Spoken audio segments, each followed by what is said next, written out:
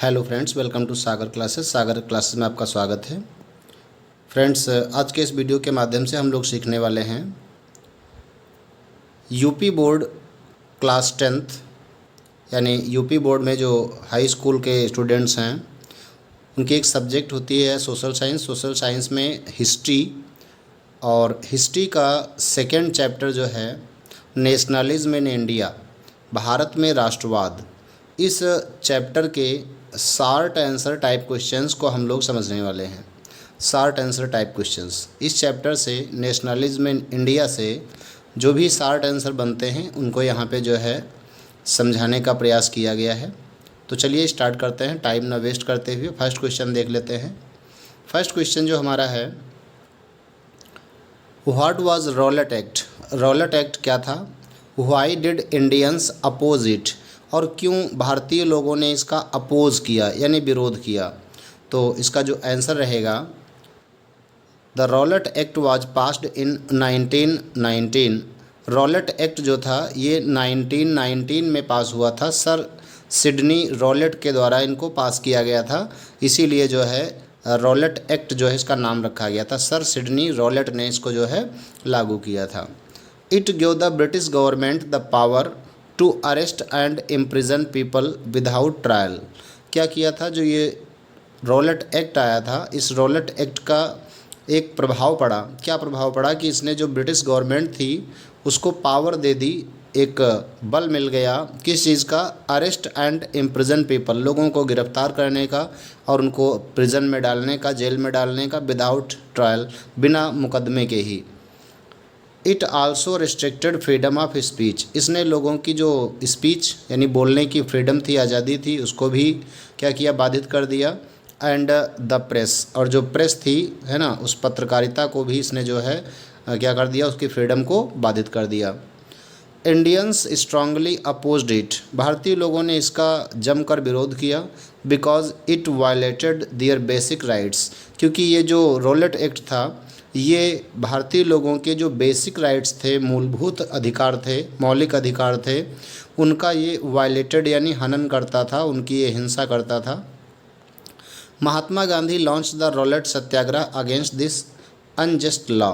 और अंग्रेज़ों के इसी रॉलेट एक्ट, जो कि एक अनजस्ट लॉ इसको बोला गया है, अन्यायपूर्ण नियम, तो इस अन्यायपूर्ण नियम का विरोध करने के लिए, खिलाफत करने के लिए गांधी जी ने एक आंदोलन चलाया जिसको नाम क्या दिया? रॉलेट सत्याग्रह।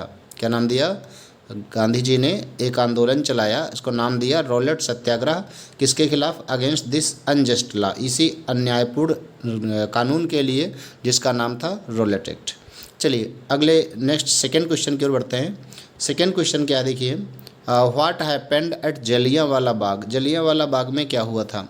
तो ऑन 13 अप्रैल 1919, 13 अप्रैल 1919 को thousands of people gathered peacefully at Jallianwala Bagh in Amritsar.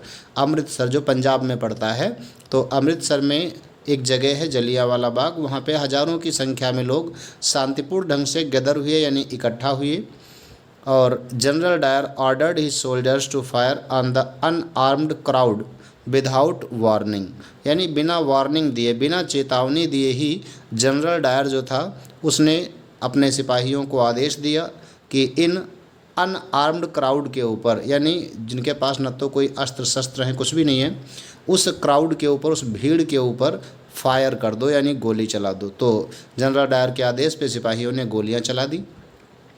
Hundreds of people were killed, सैकड़ों की संख्या में लोग मारे गए। एंड मैनी वर इंजर्ड, बहुत सारे लोग घायल हो गए। The incident shocked the entire nation, और इस घटना ने पूरे राष्ट्र को क्या किया? दुखित किया, यानी पूरे राष्ट्र को दुखी कर दिया। And strengthened the freedom movement, और क्या हुआ? जो आज़ादी का आंदोलन था, फ्रीडम मूवमेंट, उसको इस घटना से क्या हुआ? थोड़ा और बल मिला। लोगों ने जम करके अंग्रेज़ों का विरोध किया और आंदोलन चलाए। नेक्स्ट क्वेश्चन नंबर थर्ड की बात करें तो थर्ड क्वेश्चन आता है, why was non cooperation movement started. Gandhi ji ने नॉन कोऑपरेशन मूवमेंट क्यों चलाया था, या नॉन कोऑपरेशन मूवमेंट क्यों चलाया गया? तो आंसर क्या देखिए, the non cooperation movement was launched by Mahatma Gandhi in 1920। देखिए ये क्या है, 1920 में स्टार्ट किया गया था असहयोग आंदोलन, नॉन कोऑपरेशन मूवमेंट, किसके द्वारा? महात्मा गांधी के द्वारा चलाया गया। It aimed to protest against the Rowlatt Act, और इसका लक्ष्य क्या था, एम क्या था? तो इसका एम था प्रोटेस्ट यानी विरोध करना, किसके खिलाफ? रॉलेट एक्ट के, यानी रॉलेट एक्ट का विरोध करना, the Jallianwala Bagh Bhaskar and the खिलाफत इशूज़, यानी जो जलियांवाला बाग घटना हुई थी, हत्याकांड हुआ था, और जो खिलाफत मूवमेंट चलाया गया था अली ब्रदर्स के द्वारा, है ना, उसके लिए, और रॉलेट एक्ट, इनका विरोध करना। ठीक है, ये क्या था? इट एम्ड, इसने अपना लक्ष्य बनाया था, किसने? नॉन कोऑपरेशन मूवमेंट ने। तो नॉन कोऑपरेशन मूवमेंट का लक्ष्य क्या था? कि प्रोटेस्ट करना, किसके खिलाफ? रॉलेट एक्ट के खिलाफ, द जलियांवाला बाग मास्कर, जो जलियांवाला बाग हत्याकांड हुआ था, एंड द खिलाफत इशूज़, जो खिलाफत आंदोलन में जो भी इशूज़ थे, मुद्दे थे, उनके खिलाफ। पीपल बायकॉटेड फॉरेन गुड्स, लोगों ने क्या किया? विदेशी वस्तुओं का बहिष्कार किया। गवर्नमेंट स्कूल्स, जो गवर्नमेंट स्कूल थे, सरकारी जो स्कूल थे, किसके? अंग्रेज़ों के गवर्नमेंट स्कूल्स थे, उनका बहिष्कार किया। कोर्ट्स, जो कोर्ट यानी न्यायालय थे, उनका भी बहिष्कार किया। And titles were titles to weaken British rule through peaceful means. क्या हुआ? जो ब्रिटिश लोगों ने अपने भारतीय लोगों को कुछ टाइटल्स दिए थे, कुछ उपाधियां दी थी, उन उपाधियों को भी लोगों ने क्या किया? बहिष्कार किया। जैसे सबसे पहले बात करें, जो अपने आगे रविन्द्रनाथ टैगोर थे, उन्होंने सर की उपाधि वापस कर दी थी। रविन्द्रनाथ टैगोर को सर की उपाधि दी गई थी, उन्होंने उसको वापस कर दिया था। तो ऐसे टाइटल्स लोगों को दिए गए थे, वो टाइटल्स भी लोगों ने क्या किए? बहिष्कार कर दिया, वापस कर दिया। टू वीकन ब्रिटिश रूल, और ये सब क्यों किया गया? तो ये ब्रिटिश रूल को वीक करने के लिए, कमज़ोर बनाने के लिए सब किया गया था, ताकि ये अंग्रेजी सरकार कमज़ोर हो जाए। और कैसे ये सब किया गया? तो थ्रू पीसफुल मीन्स, यानी शांतिपूर्ण तरीके से। कैसे? पीसफुल मीन्स का मतलब है शांतिपूर्ण ढंग से ये सारे काम किए गए। नेक्स्ट क्वेश्चन नंबर 4 की बात करें तो क्वेश्चन नंबर 4 क्या आता है? Why did Gandhi ji withdraw the non cooperation movement? Gandhi ji ने असहयोग आंदोलन वापस क्यों ले लिया? तो देखिए इसका आंसर क्या है। Mahatma Gandhi withdrew the non cooperation movement in 1922। 1922 में महात्मा गांधी ने असहयोग आंदोलन वापस लिया। After the Chauri Chaura incident in Uttar Pradesh. देखिए उत्तर प्रदेश में जगह पड़ती गोरखपुर। गोरखपुर में एक जगह है चौरी चौरा। उस चौरी चौरा में घटना हुई थी। उसी घटना के बाद गांधी जी ने 1922 में इस नॉन कोऑपरेशन मूवमेंट को क्या किया था? विड्रू कर लिया था, नहीं वापस ले लिया था, नहीं रोक दिया था। A violent clash led to the burning of a police station. देखिए क्या हुआ था, एक वायलेंट, एक हिंसा की घटना हुई थी, और उसमें हिंसा की घटना कौन सी थी? Burning of a police station, यानी लोगों ने एक पुलिस स्टेशन में आग लगा दी थी। And the death of policeman, और उससे क्या हुआ था? कुछ पुलिस वालों की डेथ हो गई थी। Gandhi ji believed that the violence was against his principle of non violence and stop the movement. क्या हुआ? गांधी जी ने का मानना था कि ये जो वायलेंस हो रहा है, जो हिंसा हो रही है, अगेंस्ट हिज प्रिंसिपल, कि ये उनके सिद्धांतों के विरुद्ध है। कौन सा सिद्धांत था गांधी जी का? नॉन वायलेंस का, अहिंसा का। गांधी जी अहिंसावादी थे, इसीलिए उन्होंने कहा कि ये जो हिंसा हो रही है, ये तो हमारे जो प्रिंसिपल हैं, हमारे जो सिद्धांत हैं, उनका विरोध हो रहा है। तो गांधी जी ने क्या किया? Stop the movement. Gandhi ji ने आंदोलन को यहीं पे स्टॉप कर दिया। नेक्स्ट क्वेश्चन नंबर 5 की बात करें तो 5 नंबर क्वेश्चन है, what was the civil disobedience movement? Civil disobedience movement क्या था? सविनय अवज्ञा आंदोलन क्या था? तो the civil disobedience movement was started by Mahatma Gandhi in 1930, यानी सविनय अवज्ञा आंदोलन, सिविल डिसोबीडियंस मूवमेंट एक महात्मा गांधी के द्वारा 1930 में चलाया गया था। और किसके साथ चलाया गया था? तो विद द डांडी मार्च। डांडी मार्च की थी, यानी साबरमती आश्रम से लेकर के समुद्र के तट के किनारे एक गांव था डांडी, उस डांडी तक इन्होंने जो है यात्रा की थी, पैदल यात्रा की थी। तो उसी डांडी यात्रा के साथ ही इस आंदोलन की स्टार्टिंग हो गई थी। कौन से आंदोलन की? तो सिविल डिसोबीडियंस मूवमेंट की।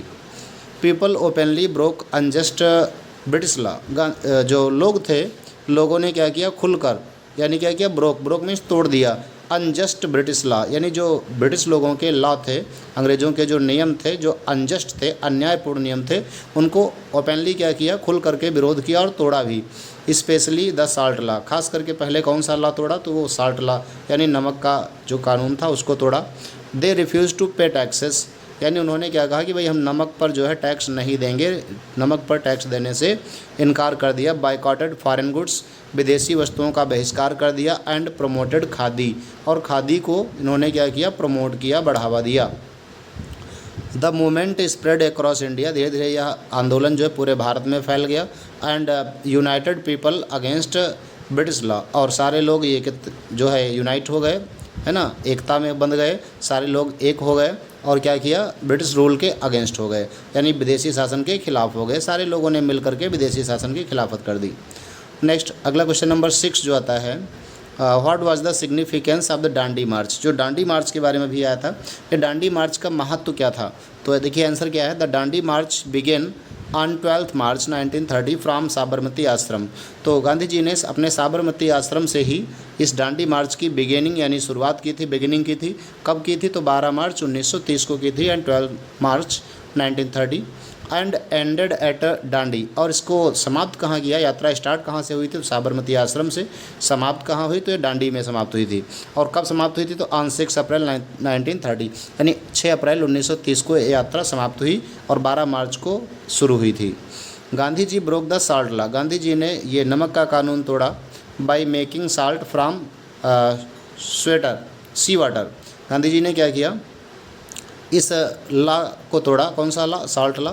Bye making salt from sea water, क्या किया भाई, सी वाटर जो समुद्र का पानी था वहाँ से जो साल्ट मिल रहा था, नमक मिल रहा था, उस नमक को क्या किया, लेकर के इस नमक कानून को तोड़ दिया। This simple act became a powerful symbol of resistance against British rule and inspired millions of Indians. क्या किया, दिस सिंपल एक्ट, ये साधारण सा काम जो था, बिकेम अ पावरफुल सिंबल, ये एक पावरफुल सिंबल बन गया, यानी शक्तिशाली प्रतीक बन गया, ऑफ रेसिस्टेंस यानी इनकार करने का, भाई नियम को तोड़ने का, अगेंस्ट ब्रिटिश रूल, जो ब्रिटिश रूल थे, विदेशी नियम थे, उन नियमों को खिलाफत करने का। And inspired millions of people, और मिलियंस की संख्या में, है ना, लाखों की संख्या में जो भारतीय लोग थे उनको इंस्पायर किया, यानी प्रेरित किया। नेक्स्ट क्वेश्चन नंबर 7 की बात करें तो 7 नंबर क्वेश्चन क्या देखिए, how did peasants participate in the freedom struggle. जो भाई मजदूर थे, पीजेंट्स थे, उन्होंने आज़ादी के आंदोलन में कैसे पार्टिसिपेट किया। तो peasants joint the national movement, किसानों ने भी और मजदूरों ने भी नेशनल मूवमेंट को, इस राष्ट्रीय आंदोलन को ज्वाइन किया, इसमें जुड़े। To protest against high taxes, क्योंकि लोग क्या चाहते थे कि जो भाई हाई टैक्सेस, अंग्रेज लोग ज़्यादा टैक्स ले रहे थे, इसको क्या किया जाए, विरोध किया जाए। तो to protest against high tax, यानी ज़्यादा टैक्स जो लिया जा रहा था, कर लिया जा रहा था, उसको प्रोटेस्ट करने के लिए, विरोध करने के लिए, यानी विरोध करके। एंड एक्सप्लॉयटेशन बाय लैंडलॉर्ड्स, और जो लैंडलॉर्ड थे, जो यहाँ के ज़मींदार थे, उनको एक्सप्लॉयट करते थे। एक्सप्लॉयट का मतलब चीट करना, ठीक है। इन अवध दे वर लेड बाई बाबा रामचंद्र, और अवध में दे वर लेड बाई, जो ये पीजेंट्स थे, भारत के किसान थे, मजदूर थे, इनको किसने लेड किया। लेड का मतलब होता है नेतृत्व करना, तो इनको बाबा रामचंद्र ने क्या किया, इनको आगे चल करके नेतृत्व करके आंदोलन में लाने का जो है पूरा भरसक प्रयास किया। और इन आंध्र प्रदेश में ट्राइबल पीजेंट्स, जो जनजातीय पीजेंट्स थे, मजदूर थे या किसान थे, फॉलोड, उन्होंने किसको फॉलो किया, तो उन्होंने फॉलो किया अलूरी सीताराम राजू। किसको, अलूरी सीताराम राजू को।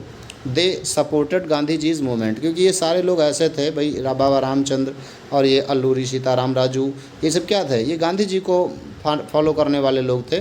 तो दे सपोर्टेड गांधी जीज मूवमेंट, क्योंकि ये सभी लोग गांधी जी के मूवमेंट को सपोर्ट करते थे।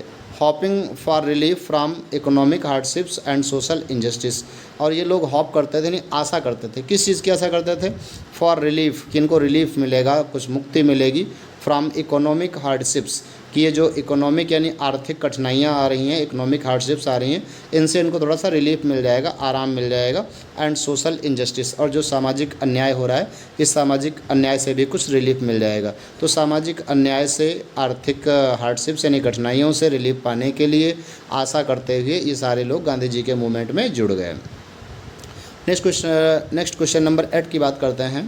तो 8 नंबर क्वेश्चन है, what was the role of women in the national movement. जो राष्ट्रीय आंदोलन था, इसमें महिलाओं की क्या भूमिका थी। तो women actively participated in the freedom struggle by joining protest, जो महिलाएं थी उन्होंने एक्टिवली सक्रिय रूप से पार्टिसिपेट किया, यानी हिस्सा लिया। कहाँ? फ्रीडम स्ट्रगल में, यानी जो आज़ादी का संघर्ष चल रहा था उनमें। बाई ज्वाइनिंग प्रोटेस्ट, जब ढेर सारे लोग अंग्रेज़ों का प्रोटेस्ट करते थे, विरोध करते थे, तो उनमें महिलाएं भी ज्वाइन हो जाती थी, वो भी उनका विरोध करने लगती थी। तो ज्वाइनिंग प्रोटेस्ट, मेकिंग साल्ट और नमक बना करके, और पिकिंग लिकर, पिकटिंग लिकर, है picketing liquor and foreign cloth shops, जो क्या थी लिकर था, यानी जो शराब वराब के धंधे थे उनको क्या किया, नष्ट करना। एंड फॉरेन क्लॉथ शॉप्स, जो विदेशी कपड़ों की दुकानें थी उनका विरोध करके।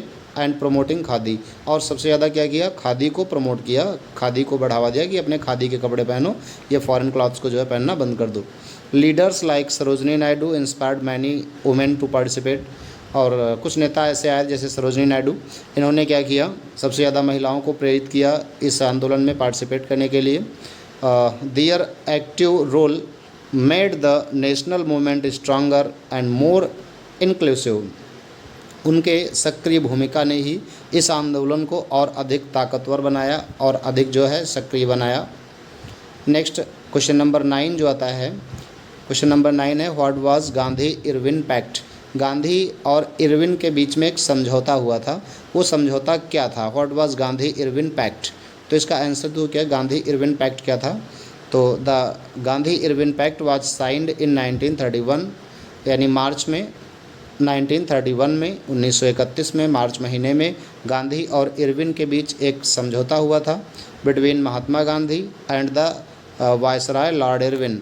वायसराय लॉर्ड इरविन और महात्मा गांधी के बीच एक समझौता हुआ, उस पर साइन किया गया। The government agreed to release political prisoners, क्या किया, जो गवर्नमेंट थी ब्रिटिश गवर्नमेंट, उसने वो मान गई, एग्री हो गई कि हम लोग जो है जो पॉलिटिकल प्रिजनर्स थे, यानी जो राजनीतिक थे, राजनेता थे, जिनको प्रिजन में डाला गया था, जेल में डाला गया था, उनको ये लोग रिलीज़ कर देंगे, छोड़ देंगे, ये बात मान गए। कौन? Lord Irwin. And allow peaceful manufacture of salt, और क्या कहा कि जो आप लोग शांतिपूर्वक नमक को मैन्युफैक्चर करते हैं, नमक को बनाते हैं, ये आप बनाते रहें, इसको अलाउ कर दिया, नमक शांतिपूर्वक बनाते रहो, कोई दिक्कत नहीं है, ऐसा किसने कहा? इरविन ने। और क्या कहा? इन रिटर्न, बदले में Gandhi ji agreed to suspend the civil disobedience movement, और गांधी जी ने कहा अगर आप ऐसा करते हैं तो मैं अपना सविनय अवज्ञा आंदोलन, जो सिविल डिसोबीडियंस मूवमेंट है, उसको मैं क्या कर दूंगा? सस्पेंड कर दूंगा, रोक दूंगा। And attend the second round table conference, और तब मैं जा कर के दूसरी गोलमेज सम्मेलन में हिस्सा लूँगा। राउंड टेबल यानी गोल मेज, कॉन्फ्रेंस मीन्स सम्मेलन, और ये कौन सा था सम्मेलन था? तो सेकेंड वाला था, इसके पहले भी एक हो चुका था। तो क्या कहा कि अगर आप ऐसा करते हो तो मैं सेकेंड राउंड टेबल कॉन्फ्रेंस में पार्टिसिपेट करूँगा। Next question number 10 number question क्या है? Why did nationalism spread among Indians. भारतीय लोगों के बीच में नेशनलिज्म यानी भारतीय लोगों में राष्ट्रीयता का जो है विस्तार कैसे हुआ, राष्ट्रीयता की भावना कैसे फैली? तो आंसर क्या देखिए, nationalism spread because Indians United against British exploitation. भाई जो नेशनलिज्म, जो राष्ट्रीयता की भावना स्प्रेड हुई, फैली, बिकॉज क्योंकि जो इंडियंस लोग थे यूनाइटेड, ये सारे मिलकर एक हो गए और अगेंस्ट खिलाफत कर दी किसकी? British exploitation. जो ब्रिटिश लोग थे, विदेशी लोग थे, जो हम लोगों को एक्सप्लॉयट करते थे, चीट करते थे, है ना, धोखा देते थे, एंड इनजस्टिस, और उनके अन्याय के खिलाफ जो है लोगों ने मिल करके उसका विरोध, ब्रिटिश गवर्नमेंट का विरोध कर दिया। Events like the Rowlatt act, the Jallianwala Bagh massacre and Gandhi ji's movements inspired people from different regions, religions and social groups to fight together for freedom and complete independence. क्या हुआ? कुछ ऐसी घटनाएं हुई जैसे रॉलेट एक्ट और जलियांवाला बाग हत्याकांड, और गांधी जी के मूवमेंट्स ने ढेर सारे लोगों को क्या किया? इंस्पायर कर दिया, प्रेरित कर दिया। और ये लोग कहाँ से थे? तो डिफरेंट रीजन्स, अलग अलग देश के अलग अलग क्षेत्रों से आए थे, अलग अलग रिलीजन्स यानी धर्मों से थे, एंड सोशल ग्रुप्स, अलग अलग सामाजिक दलों के लोग थे। टू फाइट टुगेदर, एक साथ मिलकर लड़ने के लिए आ गए। किसके लिए लड़ रहे थे? For freedom and complete independence, और पूर्ण स्वराज के लिए लड़ रहे थे। तो इस प्रकार से लोगों में नेशनलिज्म की फीलिंग, राष्ट्रीयता की भावना आई।